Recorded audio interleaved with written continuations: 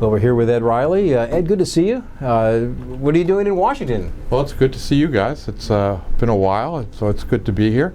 I was here for an interagency coordinating committee on FASD out in Rockville at the NIAAA building. So. And what's on the agenda these days? What's the latest? This was a meeting on this alcohol-related neurodevelopmental disorder and how we could start setting criteria for how this could be diagnosed. Kids are getting misdiagnosed. They're not being able to get the right diagnosis. And so we're trying to figure out what types of criteria to use to get this so that pediatricians, psychiatrists can start to say, hey, this child's behavioral problem is the result of their alcohol exposure. Right, and then we can start to count how many people are affected. I know from a policy standpoint that would be very critical. Yeah, I mean, we know that the majority of kids who are really affected by alcohol exposure are not dysmorphic. They don't have the Fetal Alcohol Syndrome, except that we know that their brains have been damaged and they have behavioral issues as a result of that alcohol exposure. So we really need to find out exactly how many. And there was a point where people said, well, maybe we don't have the research, the science isn't there to be able to do that, but that's no longer the case, right? I think the science clearly shows that these kids have behavioral problems. The brain data show that their brains are impacted. There's a good relationship between the brain and behavior. And so I think we realize now that alcohol can cause these types of problems. Well, all I have to say is it's about time, because there's a lot of individuals out there that are now adults that just haven't been able to get the services they need because we haven't been able to really, clarify and understand what it is that ARND is, but also what the treatment is, what types of treatment actually might work for an individual with FASD. Absolutely. I mean, I've been doing this work for a really long time, and it's been almost 2 decades since brain imaging data have shown in kids without the fetal alcohol syndrome that they had changes in brain. Do we absolutely know that alcohol is actually causing some of those brain anomalies, or is it possibly the drug effects and some sort of synergistic effect? Well, there certainly could be synergistic effects, but in my opinion, the data lean toward that these are the result of the alcohol exposure. And one of the prime reasons I think that is that you can produce exactly the same types of brain damage that we see in these kids in animal models. And in animal models, the only thing they're exposed to is the alcohol. But you give the animal alcohol, some of those offspring have corpus callosum problems. Mm-hmm. You look at these kids whose mothers were drinking, they may have been doing other drugs, they have corpus callosum problems.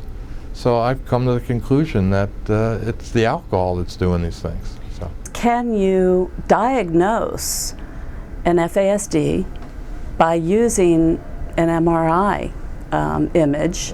And is there a way to diagnose a person with an FASD just on an MRI image? I don't so those think are two different questions. Yeah, I don't think we're there yet. The MRIs are not diagnostic, and we just don't have enough data on normal brain development and brain development in other developmental disorders. I think eventually we may get there. We may find some very specific brain changes that result from alcohol exposure, but we're not there right now. Well, it would be so important because to be able to do the diagnosis without a multidisciplinary team, right, is something that I think is imperative in the future. Yeah, and I think there are new techniques now that people are starting to look at. There's one thing that hasn't been done in a while are just looking at EEGs, and there's now some very sophisticated techniques to look at this. One of them called MEG, which is magneto-electroencephalography. And there's some interesting preliminary data coming out of the University of New Mexico that there may be specific signatures that indicate alcohol exposure. The data are preliminary, but I think the imaging techniques are evolving so quickly that hopefully, it'll lead somewhere that we can meet that requirement. Right. So more research. We've got to continue that. Absolutely. Another question when it comes to the diagnosis, maternal usage history. Are we always going to need that? Well, I don't think, I think we've resolved that problem with the dysmorphia. And So you don't need it now for a diagnosis of FAS. I mean, Ken Jones will feel comfortable if you came in with the face, you'd get the diagnosis. Can you explain that dysmorphia, just for someone that may not be just familiar the with that? facial characteristics that kids with fetal alcohol syndrome have, the small eye openings, the thin upper lip, and the very smooth area under the nose, between the nose and the upper lip, the philtrum. But isn't it true that most individuals would not necessarily have the facial anomalies associated with prenatal alcohol exposure? Most don't. I mean, it's probably that these ARNDs are 2 to 3 times, at least 2 to 3 times more common than the full-blown FAS. The state of the science and the behavioral issues in neuropsychology and ARND, no matter which lab you look at, they find basically the same things. We know which domains appear to be particularly effective, things like executive functioning, being able to organize, plan your life, social skills behavior, arithmetic, math difficulties, that we have enough of a handle that's been replicated in a number of different labs to say, hey, these are the domains that are impacted. And let's just move forward. Let's just kind of say, now I think for ARND we need a history of alcohol exposure to do that. For right now, the study came out of Seattle and they showed that the incidence of FAS or the incidence of ARND was about 3 times more common than the incidence of FAS.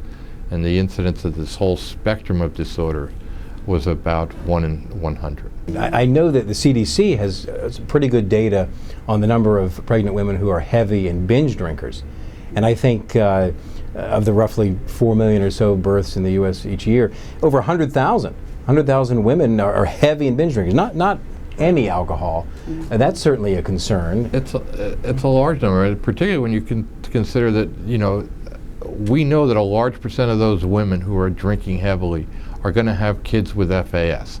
I mean, the numbers vary, but it's probably 30 to 40% may have a child with a fetal alcohol syndrome. And then those that don't are going to have kids who have cognitive and intellectual, behavioral problems.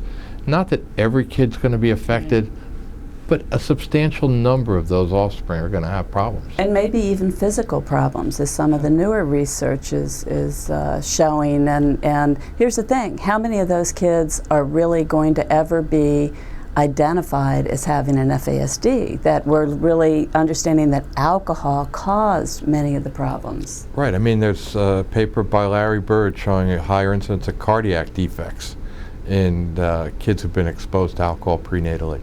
Well, maybe that's the only effect they had, but no one's lined that up or linked it to that alcohol exposure. And even the fetal and infant death issue is another disconnect. That's another thing that seems to, you know, we'll have the data probably in another 2 years.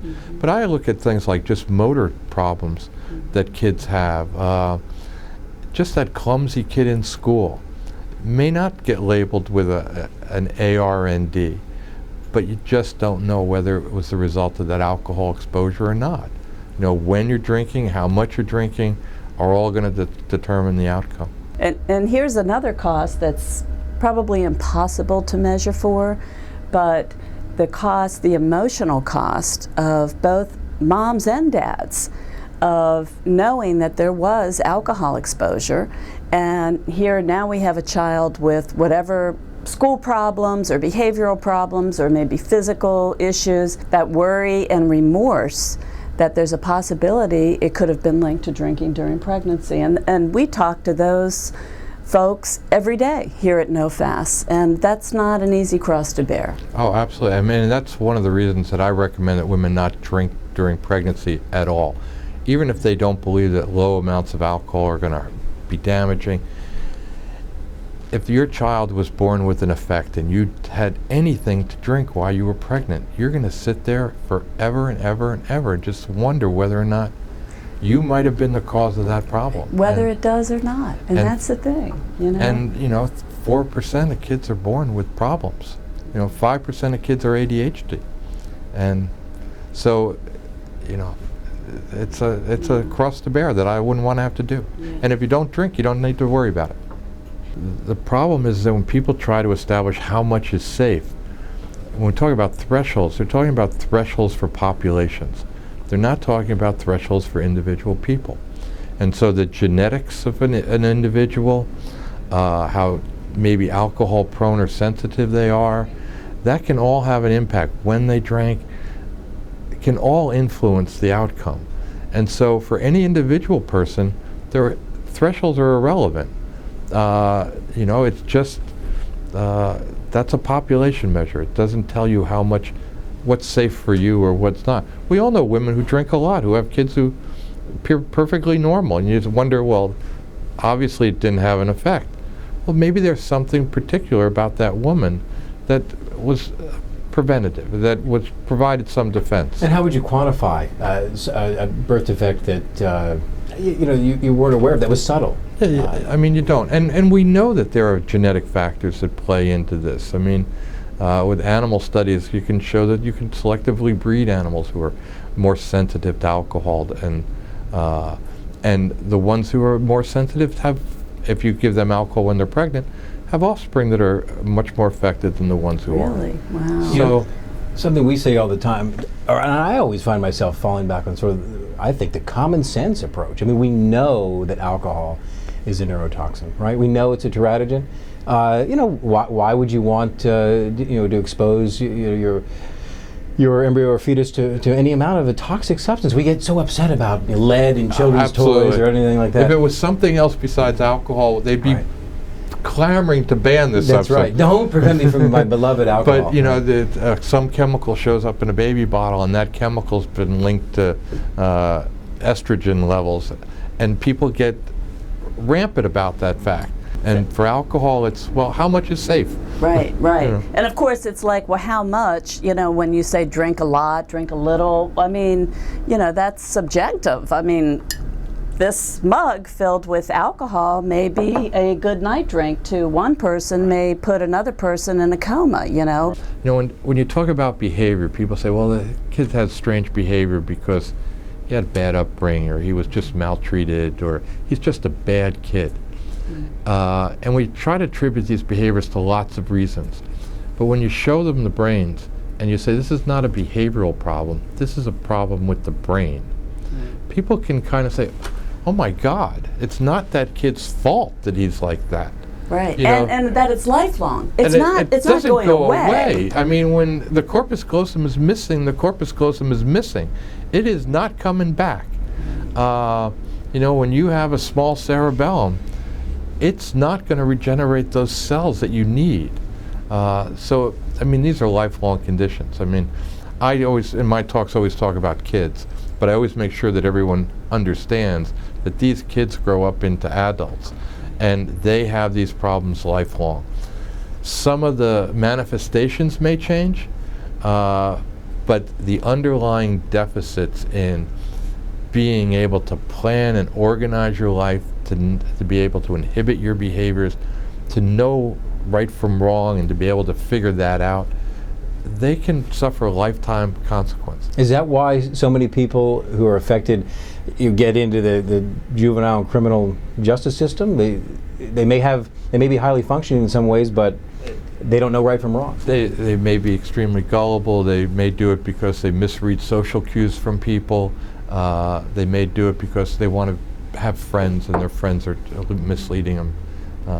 And so, yeah, I mean, in certain respects, people with corpus callosum problems have been described as being innocent delinquents, because they kind of get into problems, but they're not really sure why they got into that problem. They're doing it to please somebody else, or they misinterpret the environment, and that happens all the time. The cost of this problem is just, tremendous relative to the resources that are going in to try to tell people about it. Right. And I think that's sad. I mean, because you could prevent a lot of troubles, problems, and family circumstances that's going to be around for a long time. And proving that prevention works is always a challenge, isn't it? Yeah. Well, the chances of having a child with fetal alcohol syndrome, if you already had a child with fetal alcohol syndrome, are astronomical. And getting that woman to stop drinking when she's pregnant, I I mean, just makes common sense. Identify the kids, try to get their mothers to stop drinking or not to have other children, and you've made a big inroad in preventing this disorder.